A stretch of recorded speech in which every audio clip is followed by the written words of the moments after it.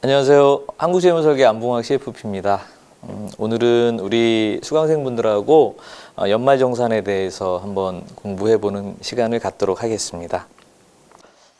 자, 이번 시간에는 이제 연금 공제에 대해서 좀 설명을 드리겠습니다. 우리가 이제 그 인적 공제 말고는 사실 공제를 받을 수 있는 게 거의 없어요. 그러다 보니 이제 결국은 연금을 연금에 이제 저축을 하면 그러면 이제 공제를 좀 받을 수 있는데 우선 연금 제도가 좀 복잡하기 때문에 간단하게 먼저 개념을 설명드리고 말씀을 드리겠습니다. 우리가 이제 그 퇴직연금을 도입한 사업장도 있고 그냥 예전 방식의 퇴직금 제도가 있을 수도 있거든요. 그러면 예전에는 이제 이 퇴직연금 도입한 사람만 IRP 계좌를 만들 수 있었는데 2017년 7월 26일 날 근로자 퇴직급여보장법이 개정이 되면서 지금은 근로소득이 있는 모든 사람은 IRP를 만들 수 있게 되어 있습니다. 그래서 퇴직금 제도인 근로자, 외국계 기업, 그다음에 공무원, 자영업자 이런 분들도 전부 다 이제 IRP를 만들 수 있게 돼 있고요. 그러면 IRP를 만들어서 어떤 혜택을 받을 수 있는 거냐? 자, 연금저축하고 IRP를 제가 비교해서 설명을 드려보겠습니다. 연금저축의 세액공제 한도는 400만 원이고요.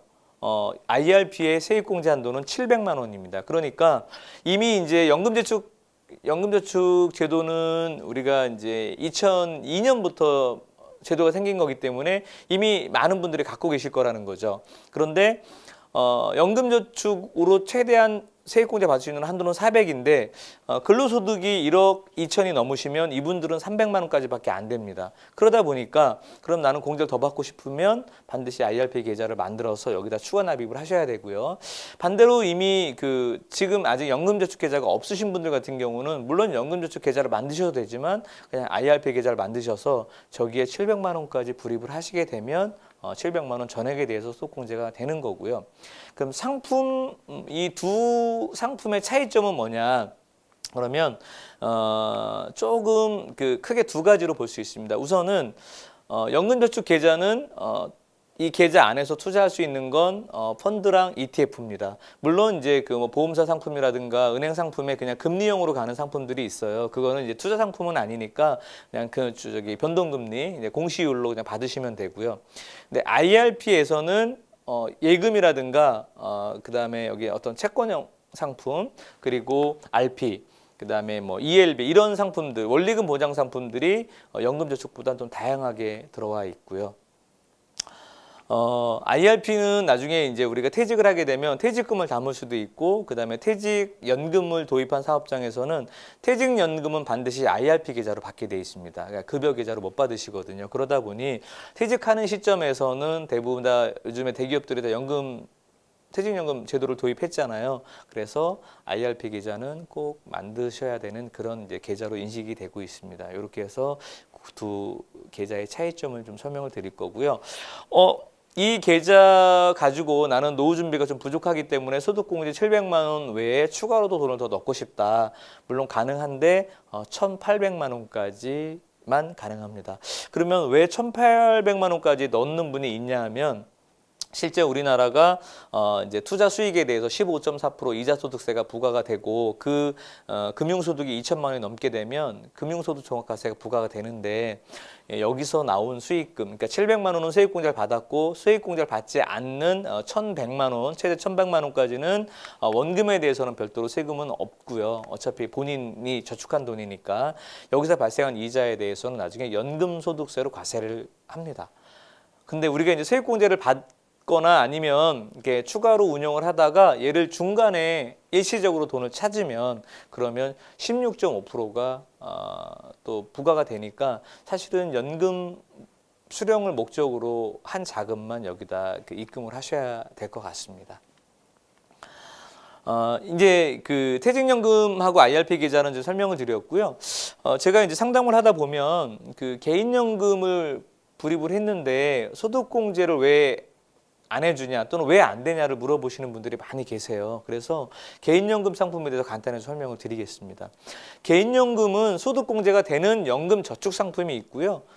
지금 소득공제는 안 되지만 나중에 연금을 수령할 때 세금을 과세하지 않는 연금 보험이 있습니다. 그래서 세액공제를 받을 수 있는 상품은 반드시 이 저축이라는 문구, 연금저축이라는 문구가 있습니다. 연금저축이라는 문구가 들어가 있어야 우리가 연말정산에서 세액공제를 받을 수 있고요. 이거를 은행에서 하셔도 되고 증권사 상품으로 하셔도 되고 보험사 상품으로 해도 됩니다. 이렇게 보시면 되고요.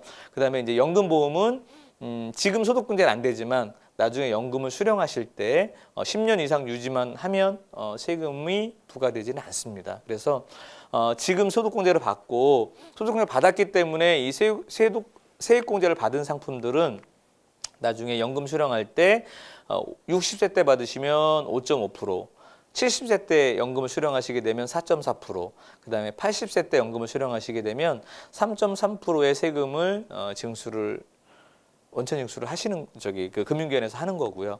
여기는 소득공제를 안 받았기 때문에 연금 수령할 때 세금을 안 냅니다. 이렇게 좀 보시면 될 것 같습니다. 우리나라가 이제 2002년도에 연금저축 제도를 제가 도입했다고 말씀을 드렸는데요.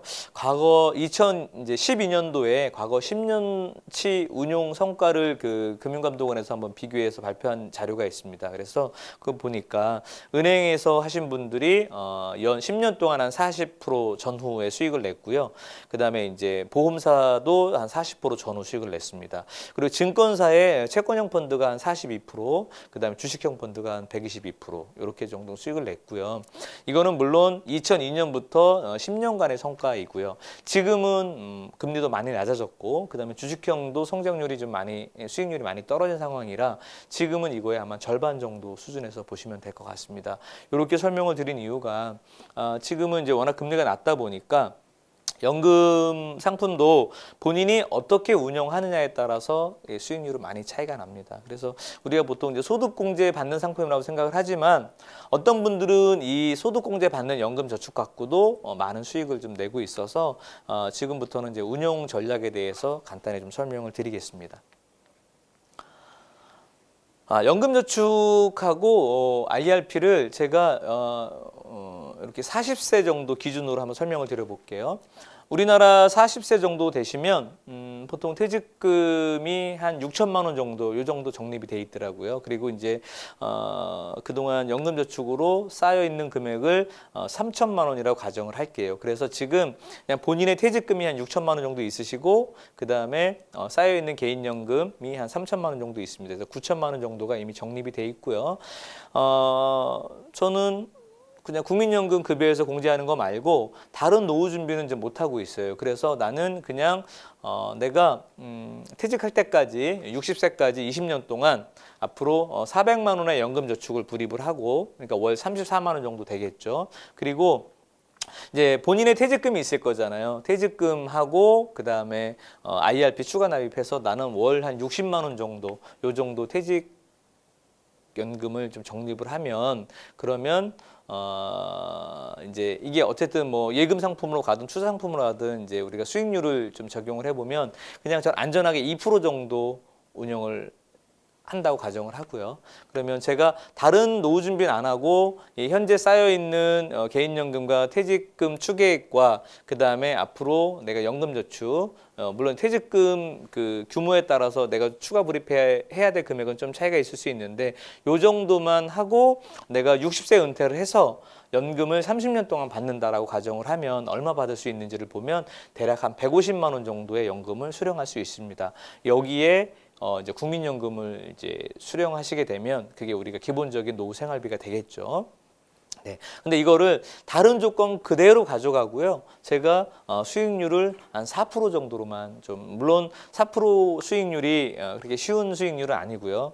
아까 이제 우리 사례로 보여드렸지만 그냥 채권형 상품으로 또는 금리형 상품으로는 도저히 4%를 달성하기는 어려울 거예요. 그래서 약간 이제 어떤 주식형 펀드 이런 형태로 들어오게 되면 이제 4%가 그렇게 또 불가능한 숫자는 아니기 때문에 요 정도를 이제 추구한다면 동일한 조건에서 150만 원 정도 하는 연금액이 한 250만 원 정도, 대략 한 100만 원 정도가 늘어나게 됩니다. 사실 우리가 20년 동안 저축하는 것도 물론 쉬운 일이 아니지만 이 연금액을 100만 원을 더 만들어낸다라는 거는 굉장한 노력이 필요한 거기 때문에 사실 우리가 납입하는 돈에 대해서 조금 좀 목표 수익률을 높게 가져가면 그럼 여기에 250에 이제 국민연금 수령액이 들어오면 사실 뭐 직장인 분들이라고 해서 노후가 그렇게 불안하게 보이지는 않으실 거라고 좀 생각이 됩니다. 이렇게 보시고요. 자, 그런데 이제 그런 분들이 계실 거예요. 나는 이미 연금저축을 가입을 했는데, 그러니까 금리형 상품으로 갖고 계신 거예요. 또는 나는 투자형 상품을 가지고 있는데 내가 지금 거래하는 금융기관은 이걸 잘 관리를 안 해줘요. 그러면 우리 그 시청자분들은 어떤 선택을 할 수 있냐면, 내가 실제 관리를 받을 뭐 은행이나 증권 또는 보험사에서 계좌를 만들고요. 그 연금저축은 금융기관 이전이 가능합니다. 예전에는 내가 계좌를 만들고 상대방 금융기관에 한번 방문을 해서 이전 신청을 했어야 되는데, 이러다 보니까 이전도 활성화가 잘 안 돼 있고 좀 절차가 복잡했어요. 네, 그러던 것을 금융감독원에서 2015년 3월 달에 이쪽 상대방 금융기관 방문을 생략을 해도 된다라고 지침이 좀 바뀌어졌고요. 그래서 계좌를 만드시면서 그 금융기관에 다 조회도 되고, 물론 이제 본인이 가입한 거니까 어디에 있는지 아실 거잖아요. 그래서 바로 이전 신청을 하면 금융기관끼리 이게 이제 자금이 정산이 돼서 이쪽 기존에 내가 가입한 금융기관에서 고객분한테 전화를 합니다. 이전 신청이 접수가 됐는데 본인이 신청한 거 맞는지, 그래서 맞다고 하면 그러면 이 그 평가액이 그대로 넘어갑니다. 평가액이 넘어가서 이제 새로 그 관리 받을 곳에서 이제 상품을 이제 운용을 하시면 좀 되고요. 이렇게 해서 지금 연금저축뿐만 아니라 IRP도 금융기관 이전이 가능하고요. 요즘 이제 모든 주거래 은행 다 그 옮기실 수 있잖아요. 이미 연금제도에서는 그 전부터 이 제도가 시행되고 있었고, 지금은 연금저축, IRP 다 금융기관 이전이 자유롭게 되기 때문에 우리 이제 시청하시는 분들께서 내가 관리받고자 하는 금융기관 가셔서 이렇게 이제 이전 신청을 하시면 좀 될 것 같고요. 아직까지 IRP 연금저축은 이제 그 계좌 개설한 곳에 가서 신청하시면 되는데, IRP는 아직 이쪽 기관을 좀 방문해야 됩니다. 그래서 좀 혼자 하기는 어렵고 도움이 필요하시다 그러면 뭐 언제든 연락을 주셔도 되고요. 저희 한국재무설계는 이제 재무 컨설팅하는 회사니까 부담 없이 이렇게 좀 노크하셔도 좀 좋을 것 같고, 오늘 제가 이제 이렇게 설명드렸던 연말정산에 대해서 여러분들이 도움이 되셨다면 좋아요 버튼을 꼭 한번 좀 눌러주시면 고맙겠습니다. 감사합니다.